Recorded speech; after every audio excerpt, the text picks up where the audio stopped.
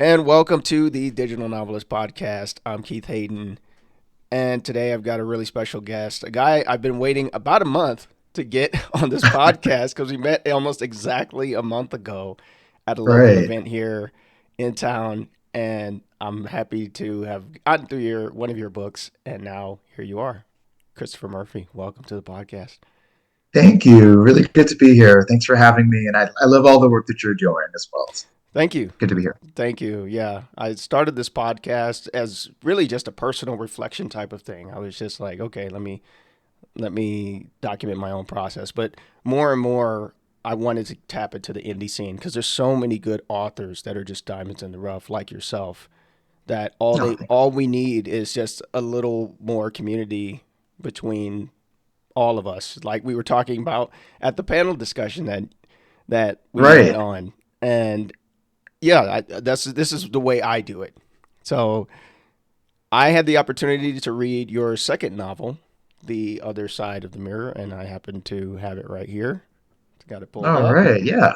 So The Other Side of the Mirror, LGBTQ Thriller, and we're going to get into that. We can talk more about specifics, but first I want to hear from you, man. Like, what's good? Your author journey. Just take me through the origins of Christopher as the writer.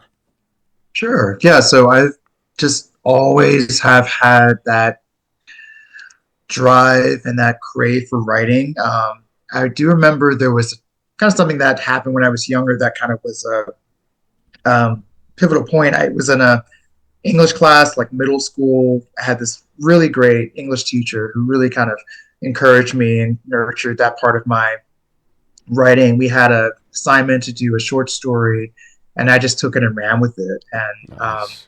I wrote the story, and I took like an old photo album and kind of like bounded it, so it's like a hardcover book, and I illustrated Oh, it, and I just wow. yeah, and I got a good grade on it. Yeah, you yeah, no, know, I was gonna say that's yeah, an A plus effort right there, man. As a teacher, right, I'm like, right. man, I'm loving to hear this. Right. And yeah, I mean, that was it. Like, it was just something that just awoke, in me, Yeah, from that assignment. And ever since then, I just started writing short stories and poetry cool. and just kind of went on from there. And just, Wow, yeah, never stopped, never looked back. awesome. Yeah, I love to hear that when it's a school origin story because so many people have like negative experiences when it comes to certain things in school. You know, like when it comes, I'm a former math teacher, so it's like, Oh, okay. yeah, I would not have done good in your class. yeah, I get that a lot. Like math, really, man? Like, yeah, I'm the one you hated. I'm the one they don't like. But I love it when I hear that people had a good experience and that a teacher like encouraged them and really saw that you had this talent and said, Yeah, "This is amazing work. You should keep doing this." And because that's a lot of yeah, times that's all you need as a kid is for somebody to see and value your effort. Because whether it's good or not doesn't really matter when you're a kid. It's just the fact that you went hard for something and you right. chose what that thing was for the first time. It's an amazing feeling. Yeah. And I dedicated my first book. I remember her name, Miss Goodrich. I remember her, and It's good, Rich. she's in the dedication for that first book, Where the Yeah, Boys Are. Yep. awesome. So you've been writing for a while, and one of the things that I noticed in The Other Side of the Mirror is that it really had a strong sense of place, primarily Portland, New York, hmm and we are here in Vegas now. Walk me through just Portland. Like, Why? why Portland? How did you end up there? Like, what's the story, man? Yeah. So I did used to live in Portland. Moved there because of my partner's his job. Yeah, So just kind of found, much like Jace, just kind of found myself there. yeah, And kind of had to navigate the landscape and the environment there, and often being, the only person of color in a lot of spaces. yeah, But it's a great city, great food city. If you can deal with, the rain and the cold for most of the year, it's a great place to live. But I enjoyed it. I enjoyed it, and I just felt like it's such an interesting landscape, to have a character kind of thrown in. So yeah. that's kind of where that came up. Awesome. Yeah. It kind of reminded me of because I went to college in Colorado Springs. Okay, nice. So It reminded me of that type of vibe. You know, you've got you mentioned the craft beer thing, and it's like, oh God, Hmm. here we are, craft beer. Yeah. Obviously, there's a nice scene there. There's a nice LGBTQ scene there, and so you featured a lot of those places there. Hmm. Um, and then the restaurants, like you didn't shy away because there's this thing, and I don't know, you obviously don't do this because you actually named actual restaurants. Like I'm assuming those were the actual names of these bars and restaurants that you put. Yes. Okay. And maybe this is just a question for me out of curiosity. How do you feel about like the fictionalization of places and things in fiction? Because I've noticed a lot of authors will do this. Well, not a lot of authors, but some will. They'll just say, "Oh, it's not Walmart, it's Wall Store or something." She went to Wall Store Oh, to get, you know, this type of thing. I don't like doing this personally. I'll give you my thoughts, but what do you think about this? yeah. I don't personally like doing it, but I think like you have to be careful with certain real places and certain Of like course. things. Like in one of my novel I'm working on now, I have like created like an app. Right. It's a very different name, but you can kind of relate it to a real actual app, Right. if Right. that makes sense. Yeah, Yeah, but absolutely. I think like that's okay. Like I'll do that, but if it's a real place, I'm gonna name the real place. I think it's just something that just really connects and helps ground your reader in the actual Yeah. landscape that you're describing throughout the book. So I don't personally do it. If other people, if that works for them, that's great. But yeah, not my thing. And I understand why they do it, right? It's a safe thing. It's a legal. A lot of it times it's a legal Right, move. They're worried about infringement and copyright and all those types of things. But I'm like, first of all, you're an indie author. They're not coming after right. you. I'm just telling you, they are not Yeah, and coming after there's you. and in Portland, there's so many great, you know, one-off, non-chain restaurants. I mean, why not give them a shout out? You Exactly. know? That's what I think. Like, why not? Yeah, Like, actually, like, why are you reserving that for like the big boys and the big girls? Where right, put in the local guy, put in the other person, like I think that's one of the things as indie artists, indie authors we can do. We can control that hmm, and it doesn't matter as much because, most people are not checking for us in that way, right? They're not looking right, to, oh, let me go see what Christopher wrote today and see what he wrote and see right, what I can see how I can get him in trouble and how much money I can get right, out of him. Like you how much money can you get out of him? right. I mean, Well, not, if you came yeah. Good after luck. me, good luck. My wallet, there's gonna be a fly flying out of it if you coming after me. But I do like that you named that because it was clear that those were real places, most likely places that you had been to, Yeah, and I loved absolutely. that you had put that in. And that was one of the first things that I think about when I read your novel and when I read somebody's novel for the first time is how much of this is autobiographical Mm, and how much of this is fiction. You know, right. like so, what percentage? Like, we don't want to spoil for the people who are listening or Ah, watching. We want them to read the book, and you should right. read the book, by the way. But how much? Give me a percentage. What do you say? Ah, I would say, when it comes to places and just kind of the vibe and experience of living in Portland, I would say Right. like a good solid 65%, you know. Okay, that's what I figured. Um, Yeah, yeah, something like that. yeah. But what As far about as the the other, action and things that happen, with Jace and yeah the yeah, characters? yeah, that of course is not my own personal experience, Okay. but there are things that it you have this storyline, but there are also themes of absentee fathers and Yep. generational trauma, and Yep. that's something that hits close to home for me. So Absolutely. that percentage, is pretty high, Yeah. as well. Yeah. So yeah, I noticed in the dedication you did dedicate it to fathers and sons, and that was a big Mhm. part of it. His relationship with his father or non-existent relationship. Um, you don't have to answer this question if you don't want, but I mean, we all have that relationship like with our dads. Like I know with mine, I've told the story many times on this podcast and in one of my books. My dad passed away when I was 16, and I'm sorry that about was that. yeah, obviously that was a blow, and I never really got to yeah, I never got to have that type of relationship with him as a individual. As a I was always a kid. I'm the middle child. I'm an increasingly Okay. rare middle kid. And Yeah, you are. somebody mentioned that the other day, and I was like, you know what? Middle children are more rare now. We are more rare because one Yeah. kid or two kids. A Right. lot of I'm trying to people think if I stop. know any. I don't know if I do. You know what now?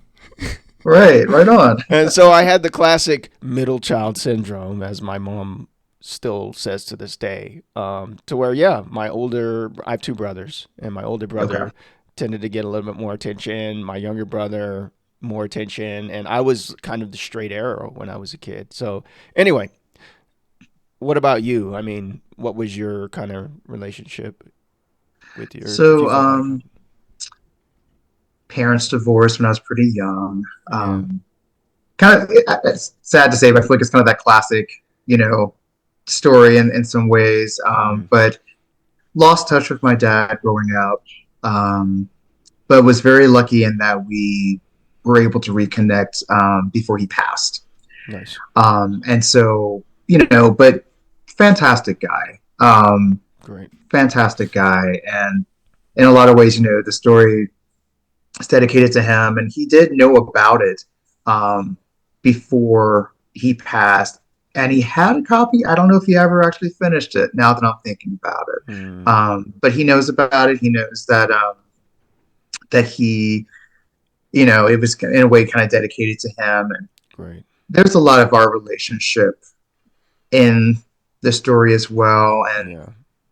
I mean, looking at all my characters, I mean, a lot of them have daddy issues. Yeah, yeah. Oh, Um, yeah. That yeah, is a big theme in The Other Side of the Mirror. Huge. yeah, and I think without maybe realizing it or being too on the nose about it, that yeah, I'm sure that is interwoven into themes Absolutely. within the stories that I write for sure. Yeah. Yeah, but And I feel like it's an important thing because lately in the last 5, 10 years, 15 years, there's a lot about mothers and elevation of the mother figure. mhm, Totally understand it, but as far as fathers go, it's not as common of it's kind of like and he was there or he was not there, especially right. in our stories, like black culture stories. There's I joke because my wife is she's American, but she grew up a lot in Singapore, so she's Asian. Okay. And so there's a lot of like just parodies of like, oh, what Asian parents are like and things like this. And I kind Right, of right. think to myself like, there was a parody of like what black fathers are like. It's sad, but what comes to mind is just they're not there. Right. And that is the mainstream view for sure. And that's a lot of people's experiences that even Hmm. if they were there, they were kind of checked out or they didn't, and hopefully this is changing. And I think, and I have seen movements that this is becoming less of a thing, that we are Yeah. becoming more engaged in our children's lives. And, but yeah, because it's really rough when I think all sons want that. What son doesn't want Abs- their dad's approval?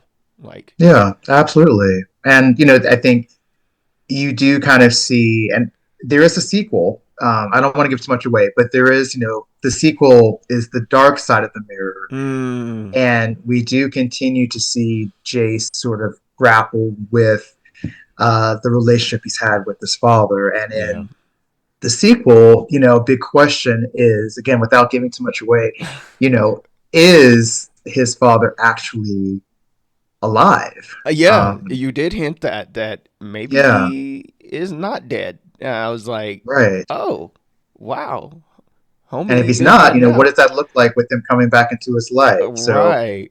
you know, hypothetically. I love the way you're doing this, man. And I'm trying to pull it up. I'm trying to be real slick about it. I'm failing at doing it, but It's I fine. I did buy the sequel. So Did you? The Dark Side of the So Mirror. Pick it yeah, I up. can't wait to hear what you think now Yeah. that you've read the first. Yeah, Yeah, because I mean, you're a really strong writer, man. And now I thank want to just ask you about like brass tacks, nuts and bolts, and strategies of, what's your writing life like? Like, how do you write? Schedules, anything you want to say about how you put stories together? Sure. I'm very methodical in that Mm, I like a lot of structure. I have to have a lot of structure. So I do a full outline. I do character development, work a lot of pre-work ahead of time so that when I mm, do find time to write, I know exactly what path I need to be on. I know exactly I what I need to see. write. So I'm using my time really wisely.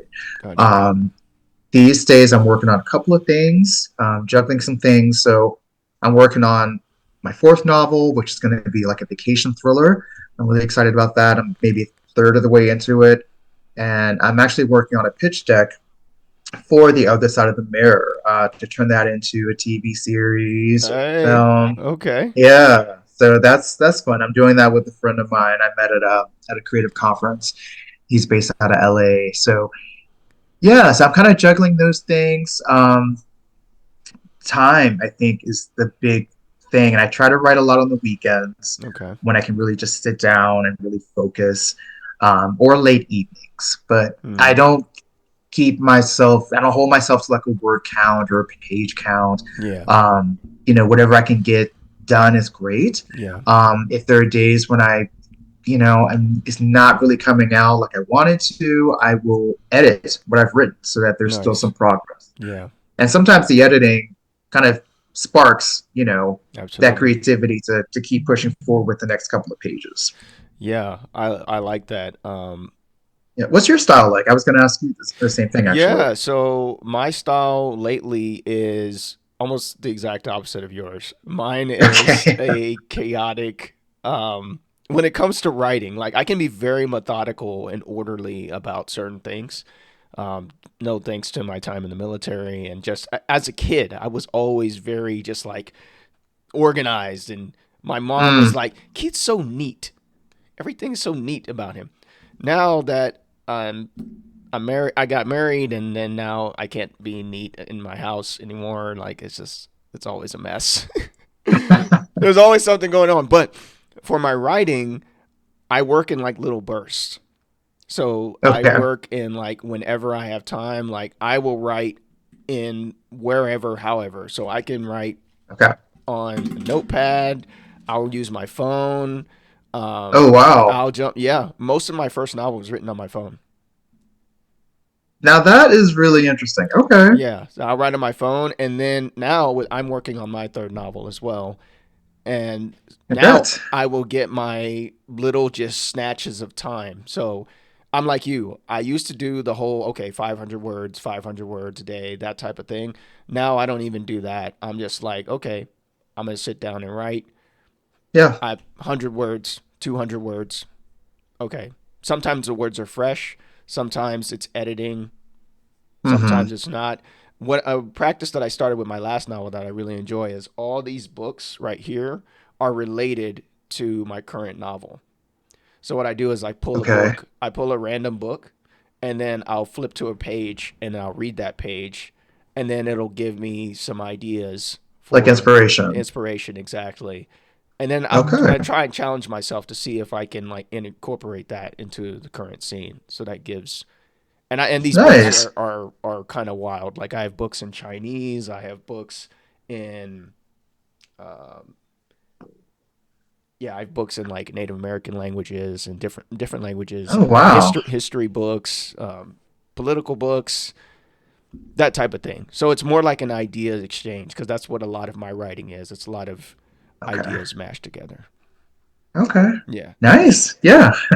Yeah, so I'm like the exact opposite of you, but it doesn't Right. matter. I mean, as long as you're getting it done, and it sounds like because you are very busy, you have a day job, right?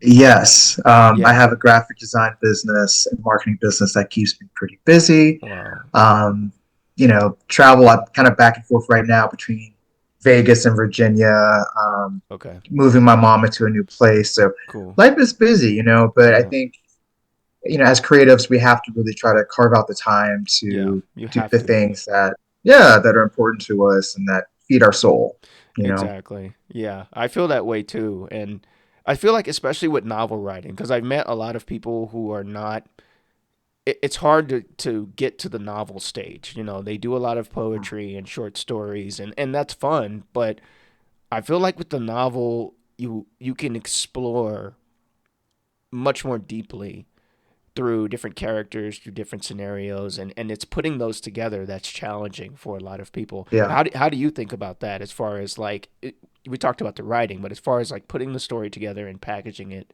how do you think about that? For me, I think it's just when I have this idea in my head for just telling the story, Hmm. I think, it goes back to the outline, like it's not just for me plotting the character arcs and, what needs to happen by this point of time. It's making sure that that story and that message is really sort of, it's a tapestry, right?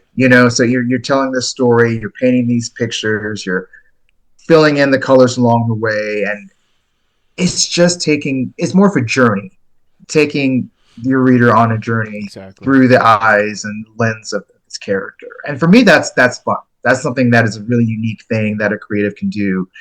Um, and as a writer, writers, we a lot of times, we're the storytellers. We're the culture. We make the culture.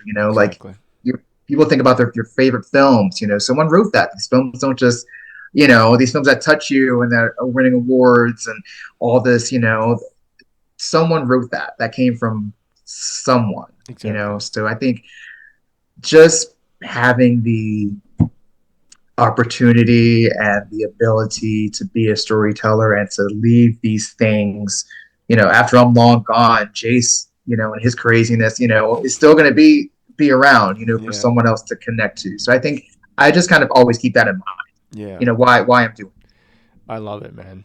I have the same exact sentiment. Like it. Yeah. we are the storytellers, and that's one of the reasons, big reasons, where lately I felt, I don't know if you've felt this, but I felt really compelled to get my stories out faster Yes. because we don't. I feel like we don't have new stories. And this is going to Mm-hmm. sound weird, but maybe you can relate to this. I feel like our stories, a lot of them are based on old ideas, old thoughts, things that have driven culture for a very, very long time, but we don't live in that culture anymore. And it Right. has changed due to a lot of factors, but it's different now. And so we need different stories to, because every era has their brand of stories that people can relate to because it Mm-hmm. reflects the times, it reflects their sentiments, it reflects their values. And I feel like we, where are our great stories? We are writing them right now. Right. And it's through those messages, man. Like, I mean, I feel the exact same way. Like, when I have a character, I have a certain message that I want him or her to carry. And then throughout that story, that message gets seen through different lenses and different styles. Yeah. And with Jace, I think he is incredibly resilient. He's Yeah, he been Yeah, through and I it. mean, and yeah, and I wanted to have a character who's black, who's queer, who wants to have, just a good life, like Yeah, everyone else, but he's dealing with so many different factors. But I want at the end of the day for my readers to say he's resilient, he's exactly. strong, and Mm, to see themselves in that and know that they can also thrive, and absolutely. have a good life at the end of the Yeah, day. I love that, and that's a good transition to talk about, to actually talk more about the other side of the mirror. I remember one of the things you mentioned in the panel discussion is that it was important that Jace was black and queer. Yes. As a black and queer author, how what's your experience been as far as the reception of the novel? Um, just walk me through how you thought about putting that element because it was a really big element in the story, very important.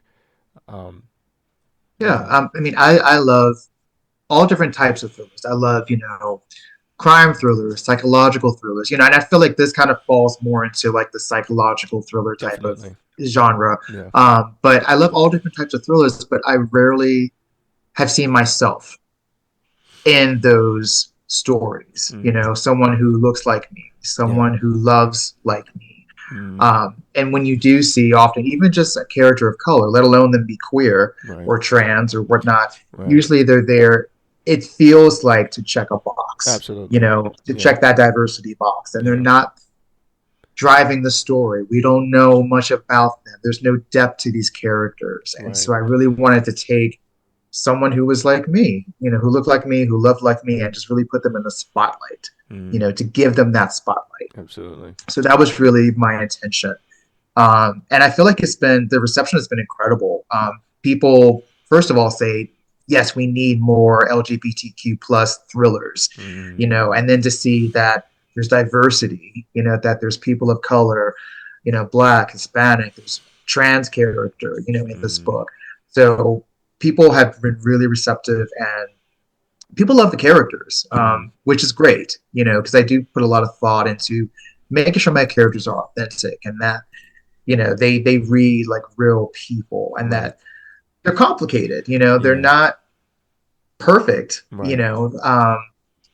They're messy and Yeah. you know they have issues and things that they're struggling with too. They're not just there to check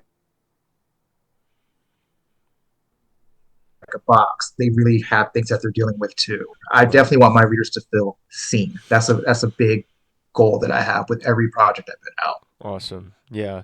And I feel like you really nailed that. And one of the things that I put in my recording that I made in my thoughts, I was like, there's a lot of romance in this thriller. So Yeah. walk me through like that kind of thought process. Like, was that I actually, how did yeah, that? I actually I like that you picked up on that. And it's funny because I always say like I'm not a big fan of romance. And Really? I have romance as a genre. As a Um, genre. Okay, got you. yes, I'm a Got you. romantic person at heart. But and I have friends who write romance and they do it really well, and Yeah. that's fantastic. I love that for them. But to watch a romance movie Yeah. or to read a romance book, I feel like Yeah. I often know, okay, the guy is going to get the girl.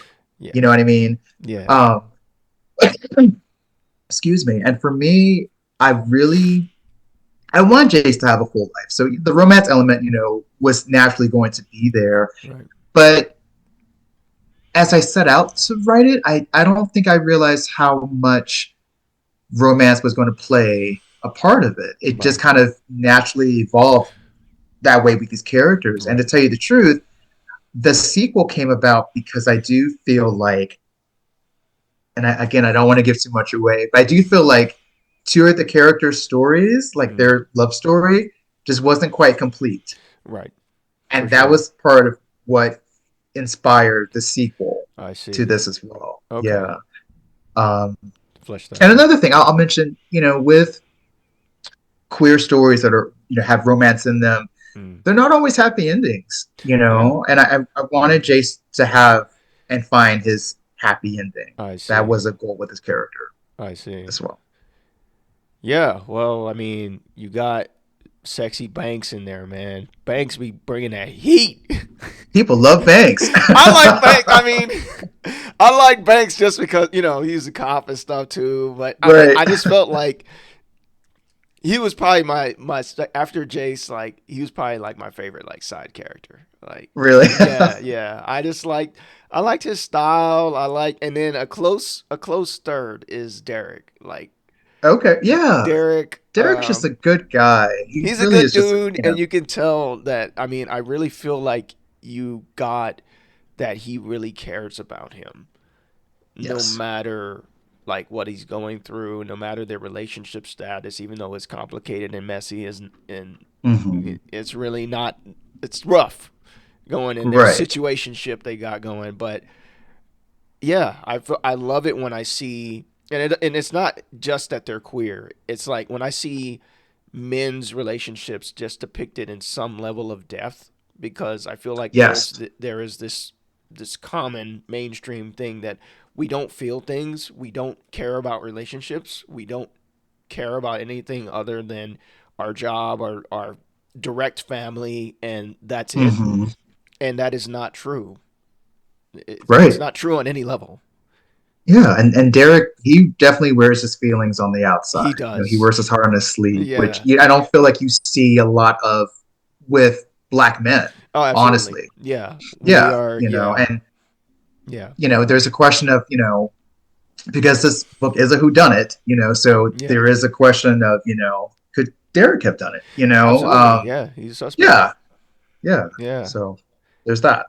I just like the way. I mean, anytime I see two men depicted in a level of death, but beyond like, hey, bro, that type of thing. Right, I'm right. like, I love this because there's not enough Yeah, of it. Um, I agree. I agree. Next thing, we're gonna run out of time on the Zoom, but that's okay. We can just kind of spin it back up. Um, Sure. the pitch deck, because I think the other side of the mirror, I could totally see it on Hulu. Thank you. And Yeah, I I just mean, feel like it just has that type of appeal and just the narrative. I feel like it would be perfect for it. yeah. So Hulu, if you're watching, if you're listening, Hulu, there you hey, go. hey, Chris Murphy, Hulu, I'm telling you, Apple, A24. A20, hey man, A24 on, get them to make it into a Yeah. film. But I wanted to ask you because this is something that I have not tried actually, like actually going through the traditional process to get it picked up. So I imagine there's an adaptation type of thing. Can you walk me through how that's going and what the process is like? Yeah, and this is a new process for me. So it's been nice. It's been something different. It's been something I've been having fun with, but it's basically like a presentation that's like, here's what it's about. There's a breakdown of the characters. You Mm, talk about the themes. You talk about how many episodes it might be, what happens in every episode. So you really are kind of giving like a field guide. So mm-hmm. someone can say, okay, here's the heart of what the story is about. Here's who it's intended for, Mm-hmm. and here's what it looks like mapped out. So Right. it's you try to really break it down so there's something that's digestible, and it's a sales pitch really at the Yeah. end of the day. Yeah. Yeah. So, and I am, like I mentioned, a graphic designer during the day. So I'm doing the design, the layout myself, Yeah. which has been a lot of fun. Cool. So it kind of plays into the theme.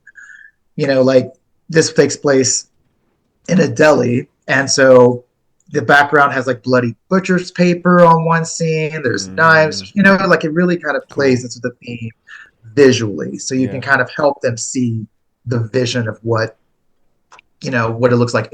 It goes into lighting. Mm-hmm. It goes into Wow. the scene, where the set, where it takes place. Yeah, it's pretty in depth. Yeah, it sounds It's very in pretty in depth. depth. Yeah. Yeah, and I do a profile of all the characters, and I have it laid out like it's files, like police files. Um, Nice. that might be on Banks's desk. So yeah, so it's a lot of fun. Yeah. Um, my goal, and I'm working on this with a good friend of mine, Donovan, is to have this done in the next couple of months. Nice. Yeah, and I'm just kind of chipping away at it on the weekends. So you create, so you're interacting. I'm assuming your friend knows somebody like at a studio or something, or a studio rep or Yeah, something. and and he's a writer, he's an actor, he's a singer, he's a triple threat. He's Okay. incredible. Yeah. And based out of LA, he has a lot of great Yeah. connections of people that he knows, Yep. and he really connected with the book. Cool. And so it's a passion project, really, for both of us. And it's nice working with another creative. Yeah.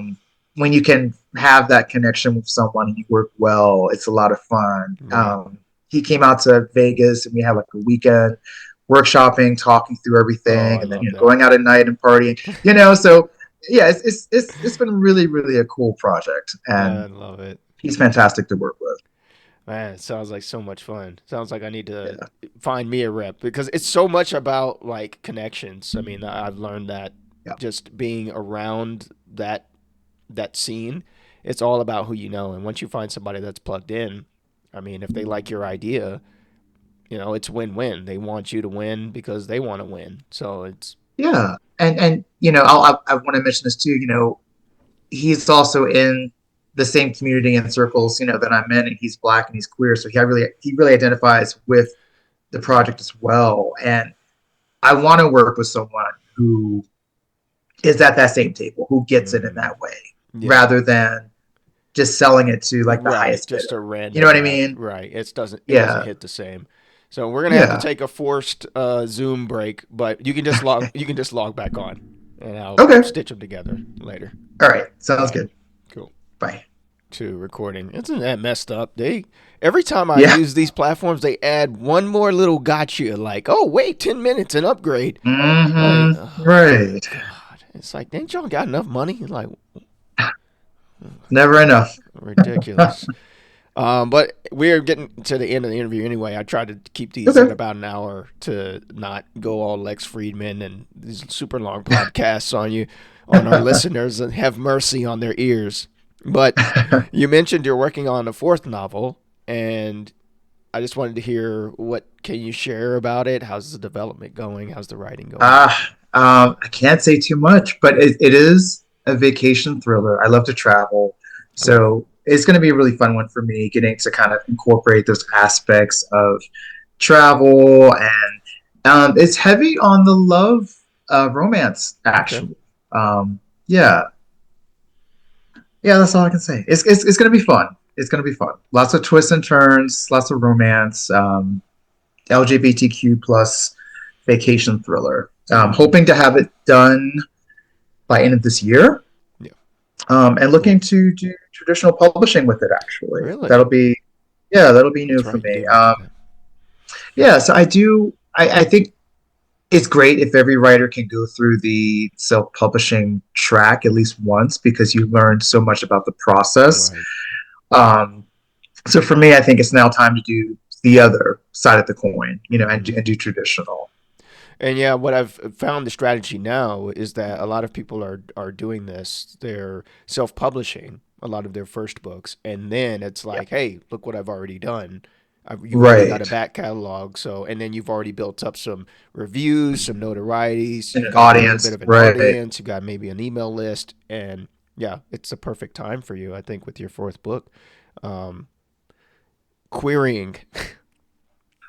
Oh Yeah. my god. I think about querying and I just think, oh man, because it just depends on what you're writing, right? Because I've thought about going traditional publishing too, but I think of like what I write about, which I have my own kind of genre, military game tech fiction, and I'm like, I don't know any publisher that is looking for that type of story. I mean, I think they're out there. They're out there. They might be out there. I don't know. I don't know. Maybe they Yeah. are, but I just see the big five, right? Those are the ones that I see, like the big books. You go into Barnes and Noble, you go where they sell books and new Yeah. books, and it's like I the books that I see, it's nothing like anything that I would write, let alone read for most of it. But I always tell people, write the story that you want to write. Like if you want Exactly. to write about zombies in outer space, write about zombies in outer space. Like I think there's some. I always think about film and literature and books like in the same kind of like Right. thing a lot of times. But there's some producer out there right now that's probably like, why is there no like zombies in outer space movies? And then like who knows? Like a year from now, it could be a dark comedy on A24. Like it really. That is You just true. never just write the thing. Just write the thing, and the audience will come. Write That it, and they will come. yeah. I think you're right. I think it has to start there because it won't be good if you're trying to write it for a certain audience and for a certain Right. query just to get through the gatekeepers, then it won't be as good Yeah, as if and it won't you really do it be you yourself. you necessarily. Exactly. Yeah. But I feel like you've kind of created your own genre. I don't think you knew this. They told it I romantasy. You write romance you write romance thrillers. romance thriller. Yeah, queer romance thrillers. It could be a I like thing. that. I mean, I like that. I was Why like not? Yeah. romantic thrillers because I feel like you have that mix of it because it does feel like a psychological thriller, but then Hmm. there's a good amount of romance in there. So if you sign up for both, like you're like, man, Yeah. Yeah. And again, I think that goes back to just for me, like the type of stories that I wish I had access to growing up, or that I wish were out there more. You right, know, um, and the romance part again is just I want to see like happy queer romance stories. right, Think look at one of the biggest ones out there, Brokeback Mountain. Brokeback As Mountain, yeah, far as old like winning school, awards and yada yada yada, yeah, it's really a sad story. You know, yeah. I remember, I watched, but it was a long time ago. It's kind of an old movie now. Man, it's hard to believe it's yeah. so old. But yeah, no, it is kind of a tragic story. I feel like older LGBTQ stories that were popular, they were more tragic. And Hmm. when I think about them, when I think the ones that like really got big, um, I don't know. I just had that thought when you mentioned that. Yeah, it's definitely a thing, and I think Yeah. we still see that. But also with black characters too. Oh, absolutely. And Yeah. yeah, and with the types of roles or how we're casted, how we're written into stories. Yeah. Hardship and Struggle. absentee father still in struggle. Slavery. Hmm. Yeah, yeah, Yeah. and All it's the you old don't see stuff. us thriving. You don't, yeah, you don't see us thriving. You don't see us as often. Yeah. I feel like, which comedian said it was that joke? That joke. It was like, yeah, it all goes back to slavery, slavery, slavery. They would just say I don't slavery. know. I forget which one said it, but I mean, I feel like that is say it jokingly, but it is true. I feel like so many of our stories revolve around that, or it's the shadow of that, or it's the civil Mhm. rights movement, and it's like we have to move ourselves beyond that before other people will Right. let us move ourselves beyond that. And that was a big reason why I started writing. It was because I was like, if I have to watch another slave narrative, I mean, and I get it. I'm not saying it's not important. You can't Right. erase history. You should definitely know the legacy of it. It's super important. It impacts all of us in some way, Hmm. but we can't stay there. Right. We're more than that. Right. Yeah, and in this new book, I'll share. I my characters are black, queer, affluent, well versed, well traveled, cultured. I want young brown and black, boys and girls to see that in a book. Yeah. You know, that will hopefully go on to be a film and theaters, and that's spreading the message and spreading that story and that narrative. Like I want those type of characters who are doing well, who are thriving, who are traveling, who are in love, who are until that the hammer drops and the thriller aspect comes in. Right. Yeah. Boom. Right, but they're doing okay. you know. And I think that is very interesting when I think of the other side of the mirror that I have not seen really in a lot of fiction is that you do have this really strong romance and you really it's no surface level like it is a big factor but then it's like tone shift and now he looks a little shady with that butcher's knife in his hand and all of a sudden Right. it like zooms in on that last frame of the other side of the mirror. It's funny. I say it as a frame, right? Because I totally saw it as like a frame. Like the Hmm. very last scene, like the last line. I was just like, Hulu, man, this is. Yeah. I saw it, and it was perfect. It was perfect the way you set it up. Thank Um, you. favorite place to travel? You said you like to travel, like Yeah. anywhere in the Well, world. I was an army brat, so I grew up in Okay, Germany. I've lived all over. nice. But I like Mexico. I just like Really a good, you cool. know, LGBTQ friendly place like Puerto Vallarta. Some may say it's Yeah. kind of basic, but I Uh, mean, I will keep going there rather than someplace else that doesn't have gay rights. I would uh, love to go to Jamaica, for example. Right. It's gorgeous. They have great resorts. I'm a big resort person. They have this, I think, one of the longest zip lines in the country or something, like over water. Like, I would love Uh, to do all that, but like, right. I want to put my money and support the places that support me. I So, see.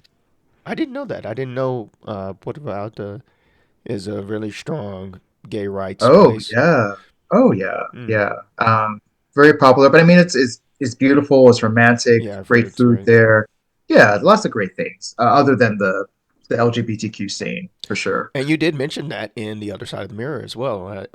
Maybe not Puerto Vallarta. Well, I think it was in there maybe, but you mentioned like the beauty of Mexico, and once again, Yes. our boy Banks, he bringing it back. He's Right. like, Right. Right. And yeah, that was a teachable moment because the other character, she had yeah, the she. stereotypical things to I say about love Mexico. that you put that scene in there because it's so common, especially like I've traveled a lot as well, extensively, Hmm. and yeah, you run into we are as Americans just some of the most least traveled peoples in the world, like among Western countries. I feel like because in Yeah. Europe they're always going among Oh other. yeah. You Yeah. go like drive down the street, you're in a completely different culture, different Right. Hop on a language, train and you're in, everything.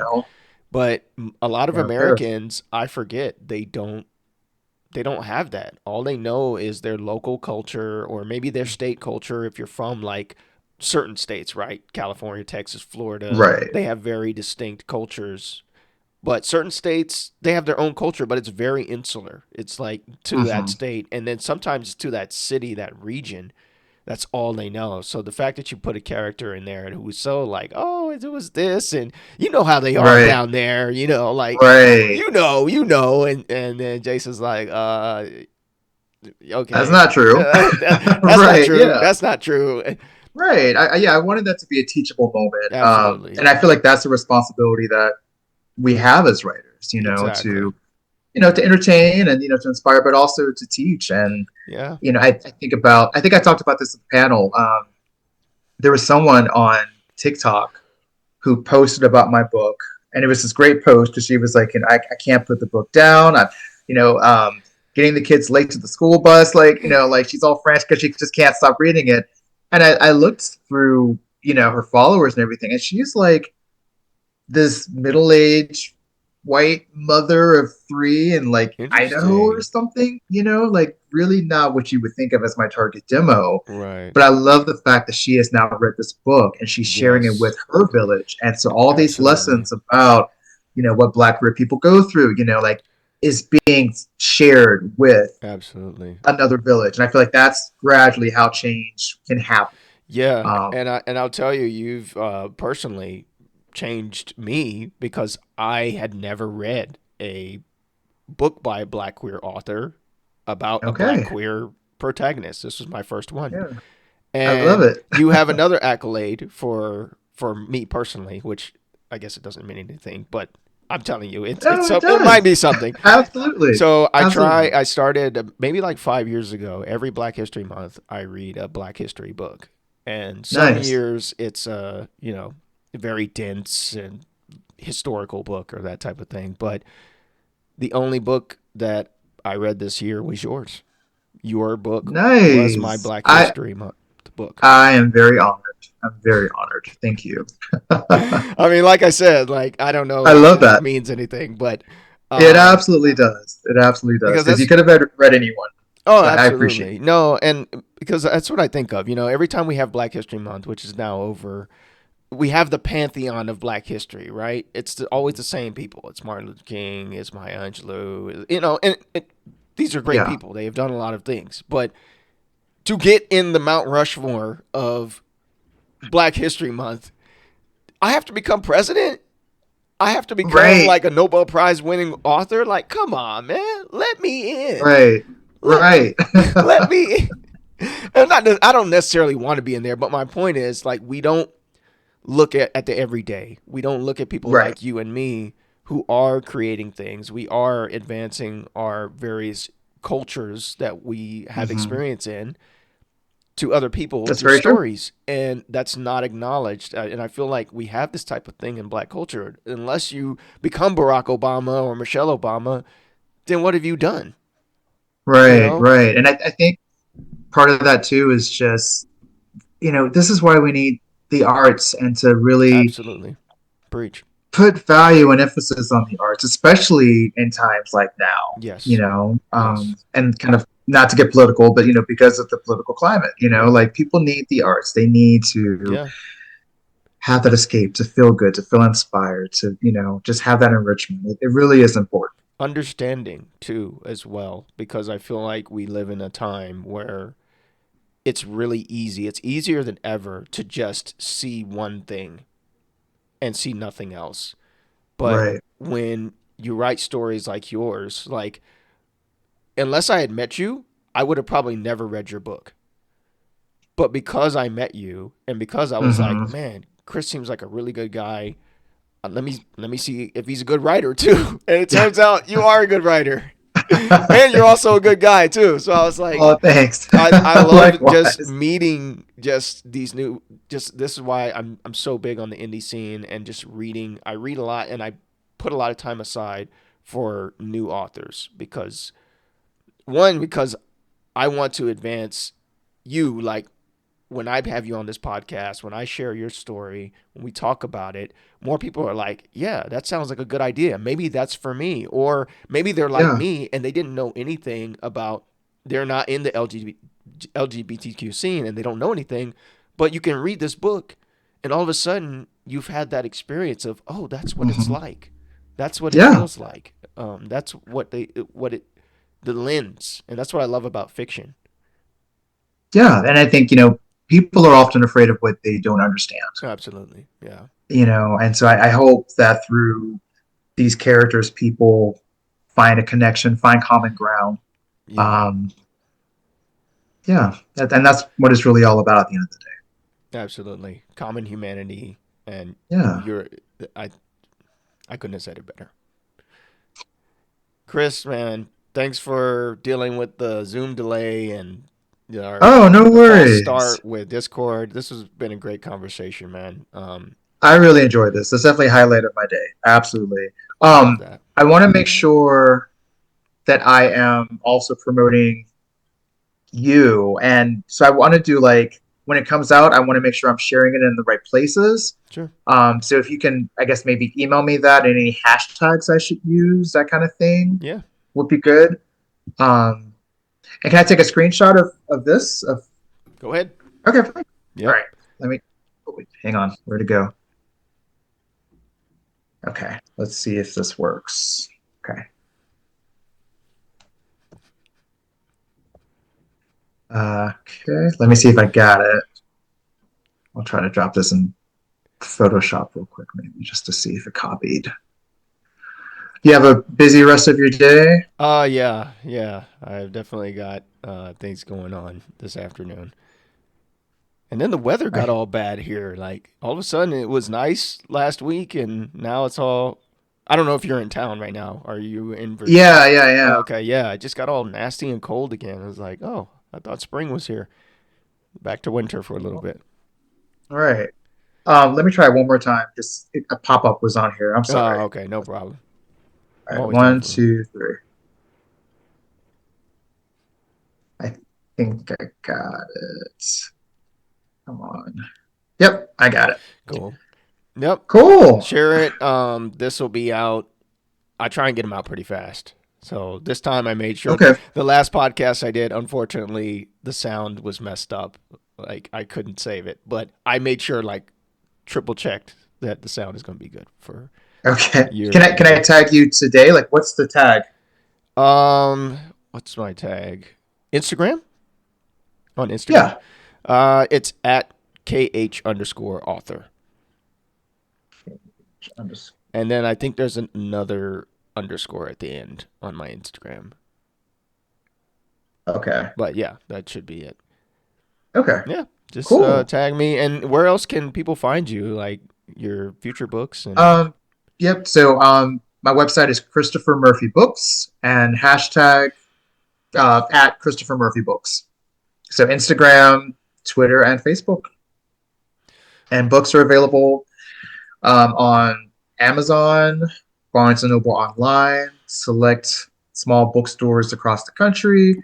Awesome. I do try to steer people more so towards Amazon these days, just because of Mm. the reviews. The reviews do help a lot. Yeah. Yeah, it seems to be an easy platform for people to do that through Yeah, and to get the books kind of fast. So for sure. Are yeah. you Amazon? What do they call it? KDP Select. Oh, KDP. Do you do Select? Yes. Okay, so Yeah, that's I do. that's why I was like, I know I take the hit every time, but I am actually pulling away from Amazon for many different reasons. But Yeah, I um, get it. Yeah, yeah, it's just when you're not within the Amazon system, you definitely feel that if you don't go select and do everything the way they want you to do it, it's like yeah. get out. Nah, you know you're But out. there's this new platform. I would love to kind of be spread out a little bit more, and not have to rely on Amazon so much too. Hmm. I get what you're saying.